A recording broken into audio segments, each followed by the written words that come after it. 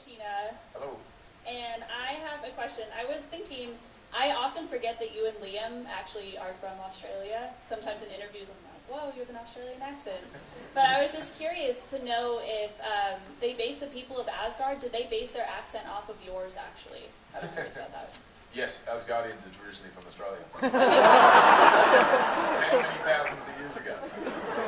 Some very upset Scandinavians out there now. I wasn't sure if they hired you before they hired some of the others, so... No, well, we all do sort of it's called mid-Atlantic sort of accent, which is kind of from nowhere. It's kind of the slight English kind of what Lord of the Rings, and everyone sort of sounds neutral in some way, and that's what we all kind of aim for, just to find a generic kind of, similarity, I guess, because we can't do Nordic accents if you're speaking in English. It doesn't really make sense. Yeah. And, you can't do straight American or straight Australian, so we kind of invented an accent, I guess. But, I see. Thank you. Thank you. Hey, little man. If Loki was your brother, then why was he attacking you in the Avengers? That's a good question. Good question. Good question. That's, yeah. I know. Because they're not really related. He's my half-brother, and he was upset about a few things. He thought I had done him wrong in ways, but he was just misunderstood, I guess. Yeah. I didn't realise he had such a dislike for me.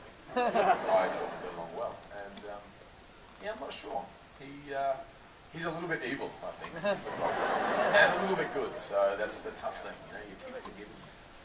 Do you have any brothers or sisters? I have 2 sisters. Same thing. Sometimes just get in a fight. Except in this case, Loki was trying to destroy the Earth. But Everything's just done a little bigger in Asgard, including the way they dress and the way they fight. Good question, though. Good question. Thank you. Thank you.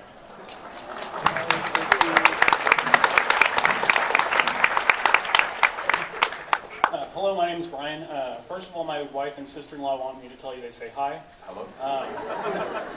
With the Marvel universe expanding, the Marvel comic universe expanding, and including the television shows Agents of Marvel or Agents of S.H.I.E.L.D., how much do you, as a fan, follow that and all the growing mythology and interconnected storylines? Yeah, all of it.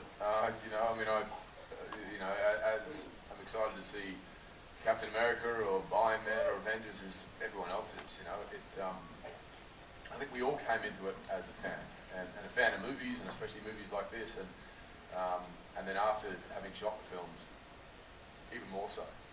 I haven't seen much of S.H.I.E.L.D, but have seen all the other Marvel films, definitely. Thank you very much. Thank you.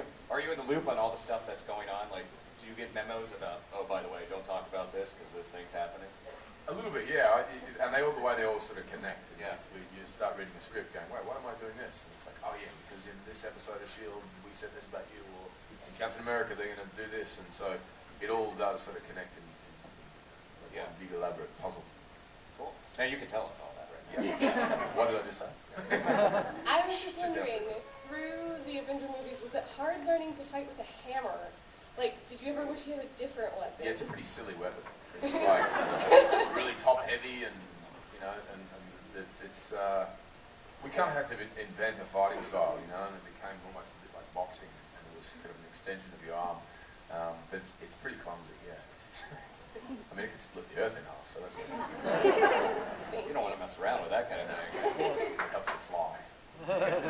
Okay, I think unfortunately we don't have time for any more questions, but I do want to say, Sacramento, you guys are awesome. Thanks for coming to Wizard World, and please